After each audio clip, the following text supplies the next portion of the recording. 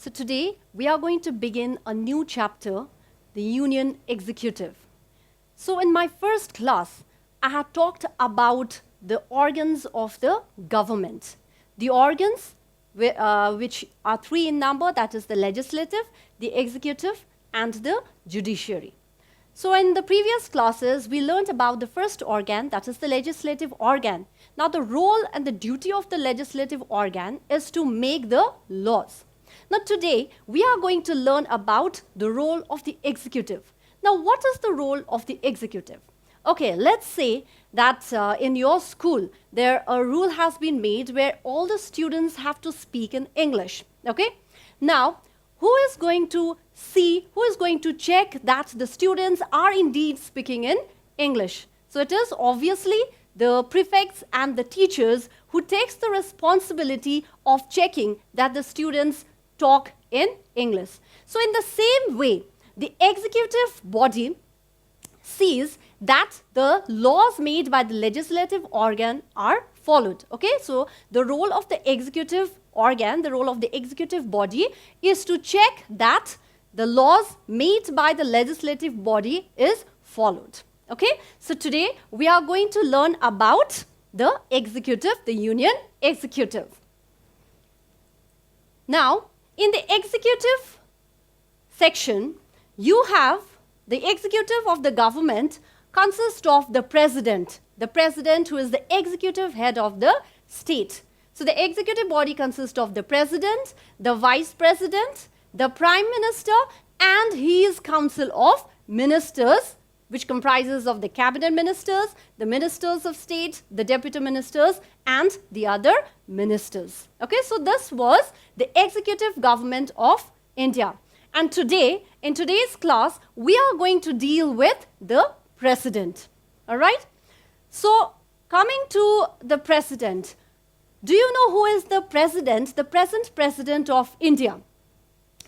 I hope many of you know the answer, right? So, he is the man, Ramnath Kovind is the president at present. Okay, is the president of India at present. So now let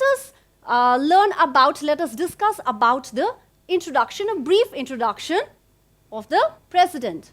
So coming to the president here now, the president is the nominal head of the Republic of India.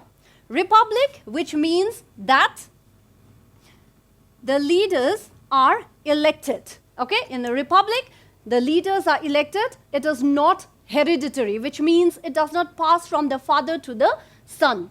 So, the president is the nominal head of the Republic of India. Nominal, which suggests that the president is not the real head. He is the head only for namesake. Indeed, it is the prime minister who is the real head, but the president is the nominal head only. Okay, only for namesake. Now, unlike the president of USA, where he has all the powers, okay, he is not a nominal head. In USA, the president has all the powers, but in India, the prime minister has the powers. Now, second point regarding the president is the executive head of the state. As I had shown you earlier in the screen, you can see here, president, the executive head of the state, he is at the topmost rank. Though he is the nominal head, but still he is the executive head of the state. And the third point is the president is also considered as the first citizen of India. So here was just a brief introduction to the president. He is the nominal head only for namesake. He is the executive head of the state, and he is the first citizen of India. Okay, now let's deal with the qualifications. Now, in order to become a president, a person needs some following qualifications. Like, number one, he should be a citizen of India. Number two, a person must be 35 years and above in order to be nominated or qualified as a president. Thirdly, the person must be eligible to be a member of the Lok Sabha, which means that a person, in order to become the president, should have the qualifications which is required to be a member of the Lok Sabha. Fourthly, he should not hold any office of profit under the state government or the government of India, which means that he cannot hold any, he cannot have any job under the state government or the government of India. And lastly, the last qualifications, the fifth qualification to be a president is that he should not be a proclaimed offender, which means that the person should not have any criminal background in order to be the president. So here we learned about the 5 qualifications that a person needs in order to be the president of India. Next we move on to the term. So the president is elected for a term of 5 years, okay? The duration in order to hold the position of the president is 5 years. Yes, of course, if in case of the death of the president, or if the president resigns, or if the president is impeached, okay? You are quite familiar with the word impeachment by now, which means the removal. So if in case of the death of the president, or if the president resigns, or if the president is removed or impeached, then his office remains vacant, okay? Now, in such a situation, when there is no president, until the new president is elected, it is the vice president who acts as the president, okay? I hope the term is clear. Moving on to the next topic is the impeachment. Impeachment, as I told you earlier also, which means the removal of any person from his position. So if the president is not functioning well, if the president is not working well, then the president can be removed. Okay, now when can the president be removed? Okay, so let's deal with the points, the various points of how the president is removed. So now, if the president acts against the provisions of the constitution, okay, if the president goes against the laws of the constitution, now the constitution is the most powerful than anything. According, like, everyone has to follow the rules of the constitution. Everyone is bounded by the constitution. So even the president also has to follow the provisions of the constitution. But now if in case the president goes against the provisions of the constitution, if he goes against the laws of the constitution, then the president can be impeached, okay? He can be removed from his presidentship. Secondly, if he is found guilty of misusing his status, okay, if the president is found guilty of misusing his power and position, then he can be impeached. And thirdly, if the president is involved in corruption, or if he is also found taking bribes, then the president stands impeached. Now, I hope this is clear. Now, in order to remove a president also, it is not like, any person can just stand up and remove the president. In order to remove the president also, we need to follow certain procedures. Now, let's learn what are the procedures to remove the president. So, how can the president be removed? Okay. So, in order to remove the president, first, charges are framed by either house with a 2/3 majority. Remember this, with a 2/3 majority, charges can be framed by any of the houses. Okay, we know that there is the Lok Sabha and the Rajya Sabha. So either the Lok Sabha or the Rajya Sabha can frame a charge against the removal of the president. And this charge has to be established by the other house, again with a 2/3 majority. Let's say like the Lok Sabha frames a charge against the removal of the president, which means that the Rajya Sabha now has to establish the charges. So it is only on the approval of both the houses, okay, on the approval of both the houses using the 2/3 majority, with a 2/3 majority, the president stands impeached, okay, the president is removed from his position. So this is the procedure of how the president gets impeached. Moving to the next section, we have the election now. So how is the president elected? unlike the Lok Sabha members, okay, the Prime Minister, the Lok Sabha members who are directly elected, here the President is not directly elected, he is indirectly elected. Okay? Now, indirectly elected how? By the Electoral College. So, there is a body called the Electoral College which indirectly elects the President. Now, this body, the Electoral College, consists of the elected members of the Parliament. That is, it consists of the elected members. Please remember, you have to write elected. You have to mention elected. You can't just write members of the Parliament, because the nominated members of the Parliament don't elect the President. It is only the elected members of the Parliament and the legislative assemblies who elect the President. So, the Electoral College comprises of the elected members of the Parliament, that is both the houses, the Lok Sabha and the Rajya Sabha, and it also consists of the elected members of the legislative assemblies. So, this is the composition of the Electoral College. So, with the internal voting, okay, the internal voting of the elected members of the Parliament and the elected members of the legislative assemblies indirectly elects the President. Okay, and please remember the name of the body, that is the Electoral College. So, the President is indirectly elected by the Electoral College, which comprises of the elected members of both the houses and the elected members of the legislative assemblies. Now, why is there the need for indirect election? This is the final topic for today's class. Need for indirect election. As I told you earlier also, that the Lok Sabha members, or let's say the Prime Minister, they are directly elected by the people. But why is it that the President is indirectly elected now? Now, we know that the election is done by the Election Commission of India. Okay?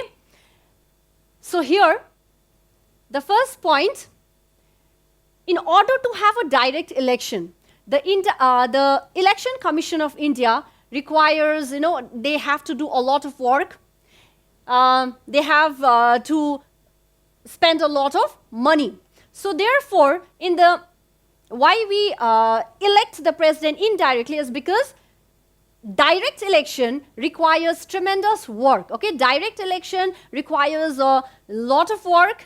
It also requires time, then heavy expenditure. A huge amount of expenditure is also needed, plus other resources are also needed for direct election.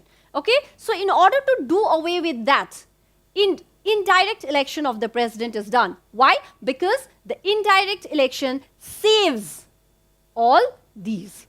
I hope that is clear. Point number 1 is clear.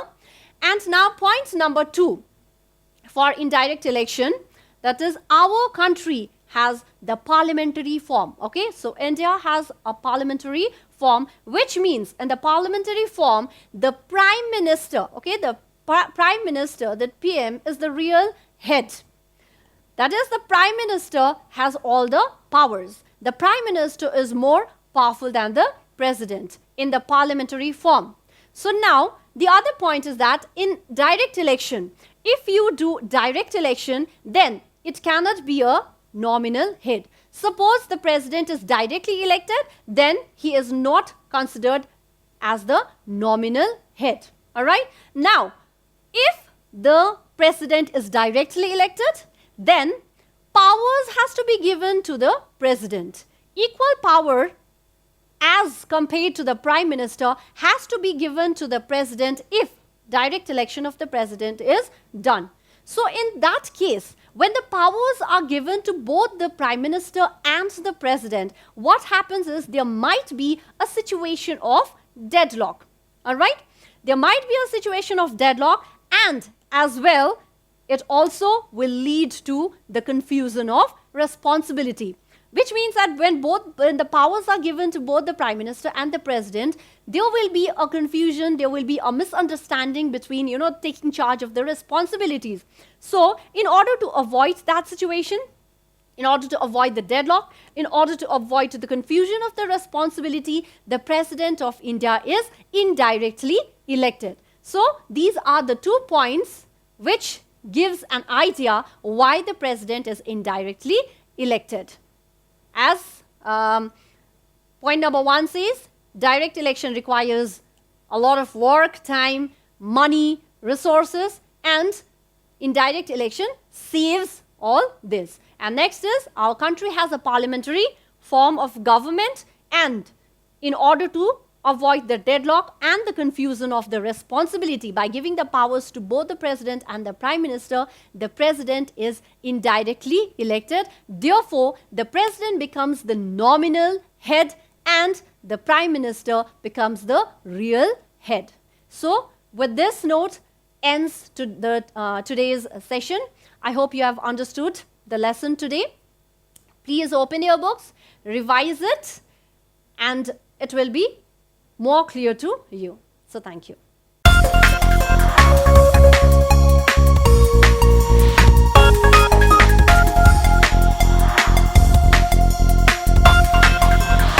Hello everyone, and welcome back to another session of the online classes.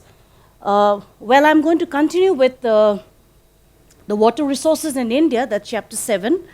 And in the previous class, we discussed about the importance of water and irrigation being indispensable in our country and its importance in the different fields, right? In the for agricultural sector, for the industrial front, in the industrial sector. Apart from that, water which is used, which serves our daily purposes. All right. So apart from that, this was the last that we had done regarding the multipurpose projects, and this particular system of the multipurpose project was adopted by the government after independence in order to utilize the full potential, or in order to bring about the overall use of water in various forms. And in the last class, as far as I remember, I'd given to you the uses of the multipurpose project, stating FINEST, F-I-N-E-S-T, where fishing, irrigation, N for navigation, E for electricity, generation of electricity, S for soil conservation, prevention of soil erosion, then T for tourism and transport, right? Now, these were some of the multipurpose projects in India, okay? That is Bhakranangal, Damodar Valley, then we have the Hirakud, and then the Kosi project. Now, we move on with the need for irrigation in India. Why is there an immediate need for irrigation in India? One of the major factor is that India, especially Indian agriculture, totally depends upon the monsoons. All right, it depends upon the monsoons. And as you know, monsoons in India last for a very short period of time. The entire 12 months, hardly 3.5 to 4 months, we have the monsoons, and that also not regularly, not constant. Okay, in between, there are dry spells also together, right? So, need for irrigation in India, the most important thing is because these are the reasons as to why there is a need for irrigation, right? So, the first one is uneven distribution of rainfall. See, these are all connected. We have done the climate. Depending on the climate, you know, we've done the relief structure and all that. We've done the soils. Depending upon the soils and the climate altogether, we have done the natural vegetation. Now we have come to water resources, right? So here, uneven distribution of rainfall. So the monsoons in India we are talking about the rainfall during the monsoon season is unevenly distributed. It's not even. That is one major characteristic. Now, why is it so? Why is the uneven distribution? It's because of the relief features. The two relief features, okay, that you have to remember that is in the chapter climate, you'll come across that, right? So, the two relief features are, the first one is the Western Ghats, and the second one is the Northern Himalayan range. These are the two features due to which the distribution of rainfall in India is uneven. So that's why in the last class also I told you that there are places at the same time would be experiencing severe floods. At the same time, in some places it could be severe drought condition also, dry as well as over flooding also. Now, uncertainty of rainfall. Rainfall is very, very uncertain. And irrigation is required for what? Irrigation required mostly for agricultural purposes. So when there's uncertainty of rainfall, definitely they have to depend upon the irrigational factors, right? To maximize agricultural productivity. Because see, as I told you, India is an overpopulated country, right? So what happens is the land remains the same. Okay, the land area is the same, but the population is growing day by day. So due to the increasing population, the type of agriculture that they have to practice is intensive subsistence farming or intensive subsistence agriculture that they have to practice. So in order to get, they have to get the maximum return from the small plot of land. That is why this green revolution was adopted. The government comes up with every new policies in order to make sure that we get a good return. Output is good. Because the land, as I told you, land remains the same, but the population is more. So to maximize agricultural productivity, and we come to another very important point over here, is increasing population in India. Remember this, I'm going slow. Increasing population in India leads to scarcity and the demand of more intensive agriculture. What do you mean by intensive agriculture? Intensive agriculture means to get the maximum return from a small plot of land by using various ways and means. One could be high yielding variety of seeds, okay? Variety of seeds using more fertilizers, pesticides, insecticides, biocides, all right? And all possible way, and to provide enough water, fertile soil. So these are the and government policies are there. Like in case of the Green Revolution, like agricultural credit was given to the farmers at a nominal rate so that they could buy good machinery, so that they can work on the land in order to get the maximum, to bring about maximum output and return. So that is intensive, means intensely, means from a small plot of land to get a maximum return. Now, the loss of vegetation causes drought, definitely, and reduction of rainfall, lowering the water table. Now see, this one we had done in the previous class where we did surface water, groundwater, lagoons and backwater. These are the main sources of water, right? Now groundwater reserves in India at present, it is depleting. It is decreasing, we can say. Why? Because there is over-exploitation. What do you mean by over-exploitation? Overuse of water. Because, and the main reason behind it is, again, the growth in population. So the requirement is becoming more and more, but the resource remains the same. So that is the main reason why these things are happening. Like the loss of vegetation definitely will cause drought, reduction of the rainfall, all right, and lowering the water table, especially in the plains. It's very, very, this is the common factor. That is why wells and all the dry during the dry season. Even the water in the tanks get evaporated. Now, Indian climate makes irrigation indispensable. What do you mean by indispensable? Please keep a note of it. Indispensable means without which you cannot do, which means we are dependent upon it, and that is one of the major factor. Indian climate makes irrigation indispensable. All right, it is very important in order to sustain the agricultural development.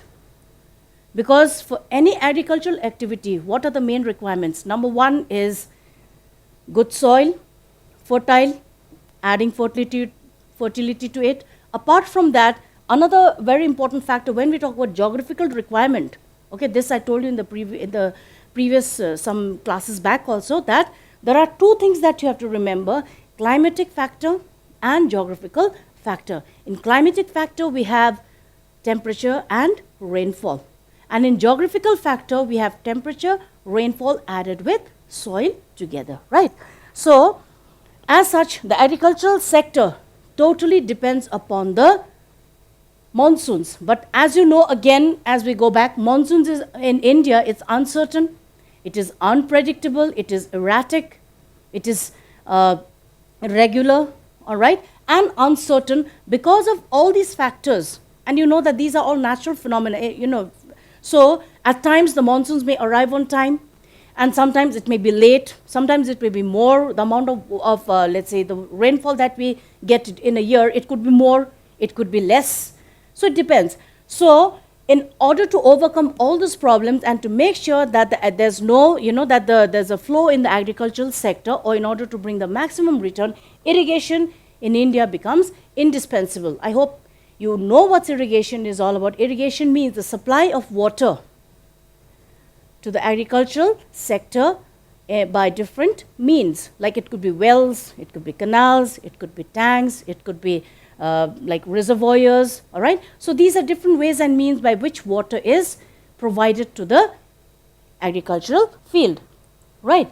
Now, factors for the development of irrigation. What are the certain factors? What factors are required for irrigation, for the, let's say, for, if not irrigation, let's say, I'll make it much more easier for you. That is, what are the factors for the development of irrigation? Means what are the factors for the development of maybe wells, or tanks, or tube wells, or canals, all right? Like, see, you have to remember that one factor is that wells are very common in the northern plains. Why?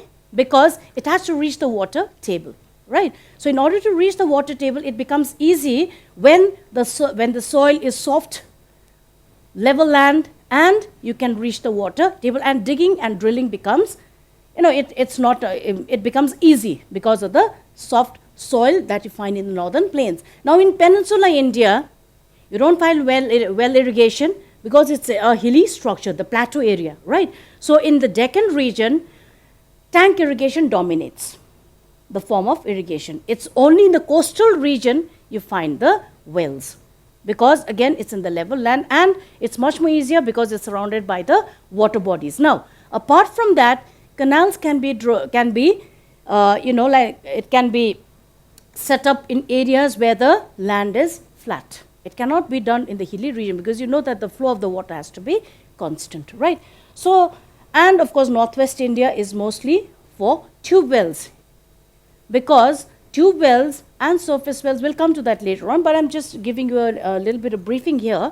Tube wells, you need to have a boring that has to be done. The drilling has to be done deep inside, and these are areas which are facing water shortage, or there's deficit of water. The source is less, so they have to reach right down inside in order to get the water. So tube wells are more dominated by, it's mostly dominating the northwest Indian, let's say India, then wells in the northern plains mostly, and the coastal regions, and tank irrigation in peninsular India. Now, factors for the development. What are the factors? See, the first one, soft soil with gentle slopes of the Indo-Gangetic plains helps in the digging of canals as well as the digging of wells also. We are talking about the surface wells. Two type of wells. One is surface well and the other one is tube wells, right? Now, perennial snow-fed rivers. Remember this. The rivers have to be perennial let's say in nature, because perennial means that they supply water throughout the year. Of course, during the monsoons, during the rainy season, and during the dry season, there will be a fluctuation in the flow of the water, but there has to be a constant one, right? So that is perennial snow-fed rivers. So when we talk about the snow-fed rivers, you know that the snow-fed rivers means mostly it is in the north, because the northern Himalayan region, from the mountains, most of the northern rivers, they flow, and these are perennial in nature. Why? Because they have the source in the glaciers or in the Himalayan region, right up where continuously it is snowing. So perennial snow-fed rivers for the supply of water throughout the year.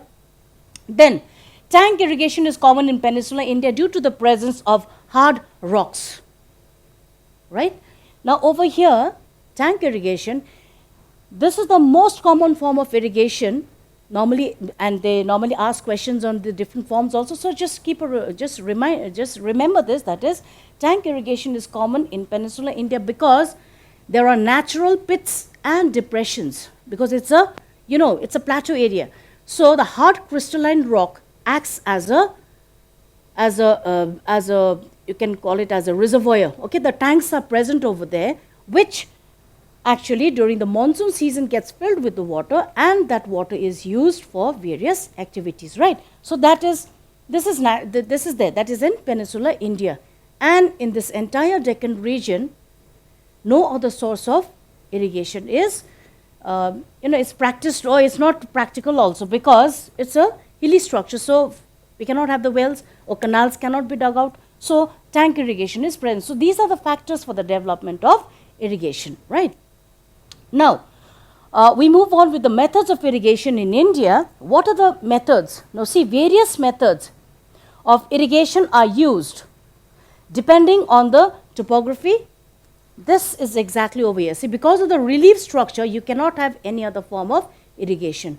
So in peninsular India, tank irrigation dominates this particular region because there are no other. Why? Because relief structure or the topography or relief, I've given in bracket over here, right? Topography or relief plays an important role in the development of irrigation, one form of irrigation, right? Now another thing over here is the soils. Because of the soft soil, again over here, see, it's connected. This soil is connected here with gentle slope of the Indo-Gangetic plains, make it easy for digging of the canals, level land, as well as the soil is soft enough, so the digging of the wells also become easy, right?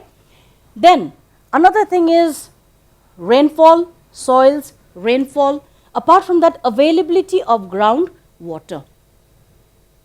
So most of the wells, most of these as such surface wells especially is concentrated, or you find in mostly in the Indo-Gangetic plain as well as the coastal regions of India, that is both western coast, we are talking mostly about the coastal region in peninsular India, where you find well irrigation to be more in use, right? Then the nature of rivers depending, so that's why it's very important to have the perennial source of water, that is the snow-fed rivers, and the requirement of the crops. Now what do we mean by the requirement of the crops? All right, there are 3 cropping seasons we do, that is the Kharif season, the Rabi season, and the Zaid season, right? But mostly we normally talk about these 2, that is the Rabi season and the Kharif season. All right, so in the hills over here, or in most of the hilly regions, they practice summer cropping because the winters are too severe and the crops cannot stand the frost, right? So they have the summer cropping. Whereas in the plains, or whereas in the especially in northwest India, or like Punjab, Haryana, parts of Uttar Pradesh, or these regions, or even some of the central regions, all right, they practice most of the agricultural activity in winter because they have a moderate climate. Why they don't do it during the summer season is because of the heat, right? Like a simple example I can give you is for wheat cultivation. It is a Rabi crop. Rabi means winter crop, R-A-B-I, all right?